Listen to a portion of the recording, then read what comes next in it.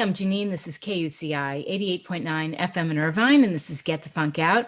Standing by to join me is Jeff Foster. He's AP government teacher at Marjory Stoneman Douglas High School, and he's going to share some details of his new book, For Which We Stand. Welcome to the show. Thanks for having me. What made you decide to write this book? I think just, my kids are that age now where they're learning about government. And obviously, after the shooting at our school back in February, I was sort of thrust into the spotlight with my own students at the time. And it was really, I've taught government for 20 years, but just sort of being on that stage at the state level and even the national level with my kids, it really just drove me to say, it's time to get more civics education out there for everyone. Definitely. Yes. I want to mention to people that are watching this or listening to this, it's been over 2 years since the shooting, correct? It has, February 14th, 2018, yes. And I want to read something that Emma González, a former student and gun control advocate, wrote about this, about you. Mr. Foster is an incredible teacher, one who helped me and all his students by teaching us to understand how the government actually works, how we could work it, and how we could become active citizens who stand up for what we care about. You must be so proud of her as well as so many other students. Most definitely, yes. She's definitely done that for sure. And you saw in the last election, as we're still seeing as they continue to count, the massive impact that young people had in this election. When we were watching the Biden speech on Saturday night, my whole family, my 2 girls are 9 and 14, and my wife was with me as well. Yeah. We saw a bunch of March for Our Lives shirts in Delaware that day, and we're like, wow, that all started at our high school. I got the chills even talking about it. Me too. I just did too. Yeah. Yeah. It's really incredible when you think like that. And I'm still in touch with those kids, and they're still out there. They're trying, and they have a big impact on social media. And to watch their just unmitigated joy celebration after the election was over. I was with them in 2018 after the midterms, and we weren't. You're never going to be completely successful in everything you do, obviously, in the political arena. But that night, we were really pushing for a gubernatorial candidate and a Senate candidate to win the midterm in 2018 in Florida, just months after what happened at our school. Yes. And it was sort of the same night. It started off with the Democrats that night, who most of the kids support, leading in both races. And they were really excited. We were all at like a watch party together. And then both candidates came up short. And just the air came out of the balloon that night. And the impassioned speeches they gave and the hugs we had to give to them, saying like, listen, just because you lost this time doesn't mean you lost overall. You still made a major impact, and you still have 50, 60, 70 years to impact elections and the political process. So it was nice to see them win. Yeah. And just to keep going, keep fighting. Yes, for sure. For sure. Because it's easy to stop, no question. Right. And that's really the big question that's going to happen after this election. With these 2 major elections coming up in Georgia, still these Senate elections that are going to determine who has control of the Senate. I'm really curious to see, if the guy who currently holds the highest office of the land is still going to keep going, because he'll have a major impact on who wins these 2 elections in Georgia. And if Trump decides to sort of go pout in a quarter and not put his support behind, Perdue and Loeffler, the 2 Republican candidates, there's a really good chance the Democrats could win for the first time ever a special election in the state of Georgia. Wow. That's huge. It could be. Right. And I love what you say. I put all this on my show blog, by the way, which is getthefunkoutshow.kuci.org. I have a quote from you. If you don't participate, you can't complain. Thank you, by the way. Yeah, I've always said that, from day one till, from day one of me teaching until the day I pass away, I guess. Shouldn't laugh while I say that. People like to bitch, for lack of a better word, and it's impossible to, if you're going to stand on the sidelines, and it, unfortunately, a mantra that seems to exist in America a lot right now is that it is what it is. And that's basically just saying, it happens, there's nothing I can do about it. And that's false when it comes to the political process. Yeah. We have the ability to make a difference. And I think it's imperative that not only do we participate at the presidential level, but all the local elections and everything else that goes on. Just last night, we're off school today because of the Hurricane Eta that's down in Key West that affected us. And our county was the last one to really react and let our teachers off today because of, the impact it was going to have on our virtual learning and our in-class learning. And I sort of, during the day, I was voicing my opinion, and one of my friends reached out to me and says, the union's still working on it.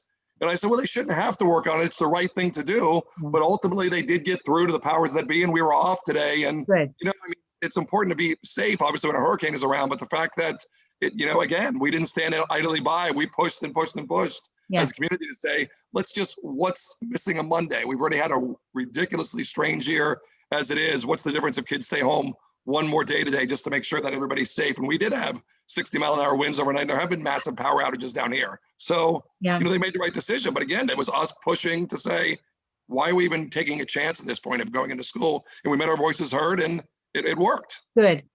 Plus, for me, I'm always talking about we're in a mental health pandemic, and I think people need to prioritize the mental health of the students and the teachers, right? Unfortunately, I've had a lot of experience with that through the last 2.5 years. I mean, we've been dealing with that at our school on a micro level, and now we're seeing it on a macro level, and no question. I mean, from myself to my family to every student I have to all the families in our community, and now all the families in the world, really. Yeah, it's hard to measure that, and and it's something as most people know by now, the stigma attached to mental health disease has always been negative, and now it's finally turning the corner, and people are actually starting to see that this is real. And I think as more people experience it, unfortunately, they're starting to realize it's a legitimate thing, and it's being taken a lot more seriously by individuals and hopefully by the government as well. Sure. Well, I remember reading something, I think it was Time magazine, that said before March, we were in a mental health pandemic, but it was only a certain generation that was speaking up, that would come to work, let's say the millennials, and they would say, you know what, I need a day off. I need a mental health break. They weren't afraid to say that. But people that were older would never say that. They would just suck it up and deal with it and go to work. And now it's so imperative, especially when kids are feeling burnt out and depressed, being on Zoom so much.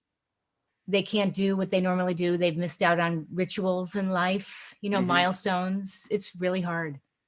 Yeah, and I think it's important that, again, this new generation recognizes it can happen to their children as well. You're right, because obviously the smaller you are, the less capacity you have to deal with things like that.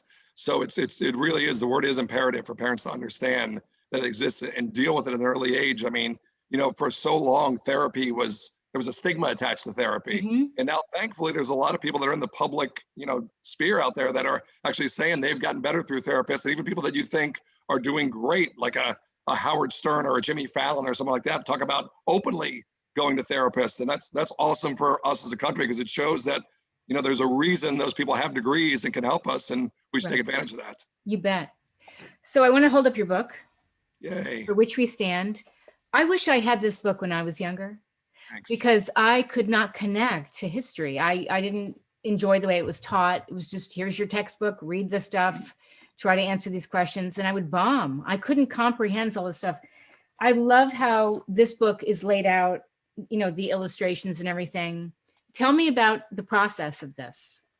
Yeah, first of all, you hit on it perfectly. I mean, I was trying to create a book that would teach young kids about civics and government, but also something they'd want to read. Because I know as a teacher, the hardest thing we struggle with is to tell the kids, like, read the chapter on the presidency, or read the chapter, and taking nothing away from the textbooks that are out there. But obviously they're big corporate textbooks, and they're written in a manner for, 100 years now, and they've continued to go that same way.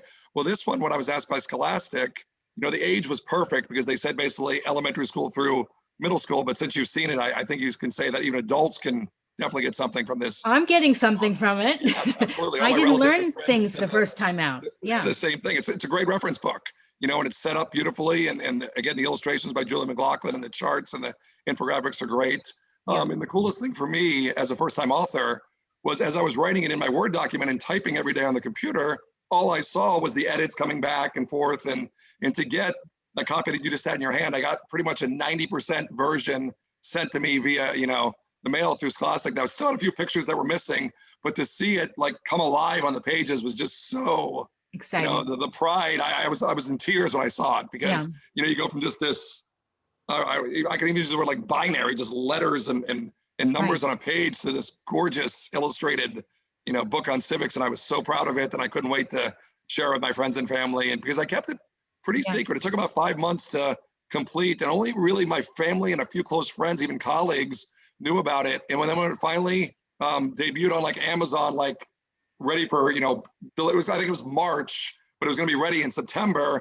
And actually it was on there like for sale, pre-sale. And then I had that copy. I was able to sort of do them both together. And people were like, dude, you've been writing a book? And I'm like, yeah, I have. And they're like, this is awesome. I'm like, thank you. I think it is too. So yeah, it was really gratifying.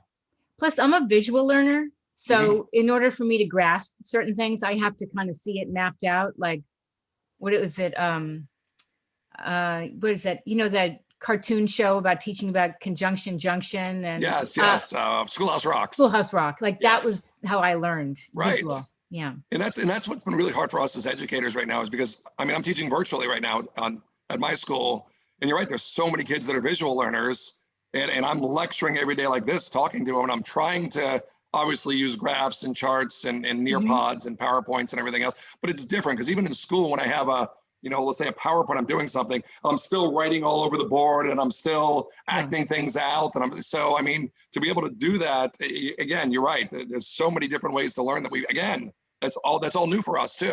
Sure. Because back in the day, it was just the teacher up there dictating to you, and you were there with your notebook and you moved on when we were kids, and all that has changed now. And thankfully, most of us in the education field have adapted to those new methods of learning, but it's been very trying during the pandemic to sort of, you know, be able to do that with 35 kids in a classroom and you're just staring at their faces that you you have no real relationship with them either, which is the worst part of all this. It is. Now, do you require cameras on? Not all the time. We're not allowed to. Most of the time, because they say, you know, you don't know who's gonna, even though we have a lot of security, you don't know what's gonna happen or who's gonna pop in a screen or if a kid's gonna give, you know, but I would say probably about a quarter to a half have their cameras on in my class on test days always. Whenever we do discussions, which is a lot, and I put them in like rooms together, then I require them to put their cameras on, because I figure if you're discussing something, I want to be able to look you in the eye and talk to you as opposed to just stare at your initials all day. But it does become frustrating sometimes when you're literally just staring at 35 AIs and JFs and JBs, and it's like, it's strange. Right. Are they sleeping? Oh, yeah, exactly. And that's been a difficult part. I mean, I've talked to a lot of my colleagues off the ledge because they'll call me during their planning and they're like, you know, I called on Jeff in class and he wasn't there, and I kept calling him and I know he was in another room or he's gaming somewhere. And I'm like, there's nothing you can do about it. You know, you just gotta, you know, hope that they're there and try to keep them engaged. But it's no different than class. When we're in class, I look down and the kid's got his phone out under his desk and he's texting, and you just say, come on, guys, let's give me another 10 minutes. Because I call this the generation that like can't be alone. They can't walk 3 feet without their cell phone. And you know, remember the video of that kid who like walked into the fountain at the mall? I mean, these kids they can't. I know. They have no introspective moments anymore. And that's really a shame, because again, they're afraid to be by themselves. And I'm even guilty of it sometimes. I find myself maybe sitting at dinner by myself and I try, all right, Jeff, just sit here, and nope. And then next thing you know, it's an addiction. It is. It truly is. And we were lucky enough not to be born with it, but they have been born with it. So, you know, these kids a lot of them from age like 8 or 9, and it's become, frankly, a babysitter for parents. And as a parent of 2 young ones, I don't fault them either, because sometimes I'm happy that my kids are watching like decent YouTube videos about cooking or something, because then, you know, it gives me an hour break myself. So as much as, you know, you want to be in their lives all the time, it is you know, a pseudo babysitter that parents unfortunately maybe have taken too much advantage of. And let me ask you this: when you were in person, did you have a no phone policy? Like it has to go in your backpack? We did, but that changed after the event at our school. Because of the PTSD of our kids, we have to allow them to keep their phones on their desks now, because God forbid if something happens or an alarm goes off, they have to be able to reach out to their loved ones to sort of feel secure. But before that, we said, you know, essentially, we never took them from them. But if a kid took it out, I would just take it, put it in my desk drawer for the period, then hand it back to him as he or she left. Sure. So, yeah. So back to your book before we wrap up. What are some key things you would like people to know about your book? I think they should. I mean, obviously the end of the book where we talk about activism, and that goes for everybody. I mean, people think just because you're like 9, you can't participate, and that's not true at all. You can volunteer for campaigns, you can create websites, you can get your parents to engage. And really, I just like them to use it again. I mean, all these things that have happened the last couple of months with COVID and with the Supreme Court nomination and with the Electoral College, I can't tell you how many messages I've got from friends of mine that are my age or older that keep saying like, we're using your book as a reference to explain this to us. I was trying to explain to my wife the Electoral College, and then I read her your 4 pages and now she's good. And I'm like, awesome. So just to have it, you know, like a coffee table book as, you know, how civics works. I mean, it's not political, it's not biased, it just lays out in front of you, you know, with some fun facts thrown in as well. what goes on, why it happens, and then ultimately how you can be involved in the political process. I think it's great. And especially like I had said, and you had said for adults, when their kids ask them a question, this is something handy they can just turn to and go, oh, that's what that is. And have an Absolutely. easy way As to opposed to kind of- Googling it, this has the explanation, this has the picture. Yes, Yeah, absolutely. it's great. Where can people find out more about you and your book? The book is available on all outlets: Amazon, Target, Scholastic. Myself, I'm on Twitter at Mr. Jeff Foster MSD, and you can reach out to me anytime. I love to talk politics with people I know and people I don't know. Yeah, so yeah, that's it. I appreciate you having me today, and I appreciate the support for the book. Absolutely.